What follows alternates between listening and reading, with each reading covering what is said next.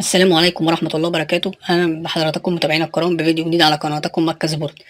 بإذن الله في فيديو النهاردة هنتعرف على موعد مباراة برشلونة وأتلتيكو مدريد في الدوري الأسباني بعد ما خسر برشلونة في آخر مباراة له أمام الجنيس في الدوري الأسباني 1-0، ونتعرف على القنوات الناقلة للمباراة وملعب وتوقيتها وجدول الترتيب.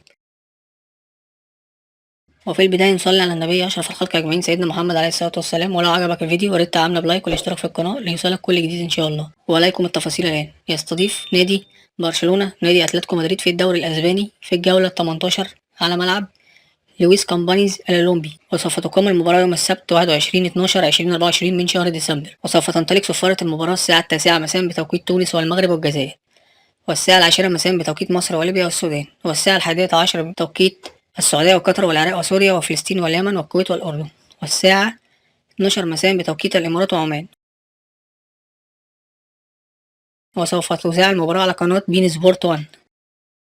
ويأتي جدول ترتيب الدوري الأسباني. يأتي برشلونة في المركز الأول برصيد 38 نقطة، أما أتلتيكو مدريد في المركز الثاني برصيد 38 نقطة أيضا.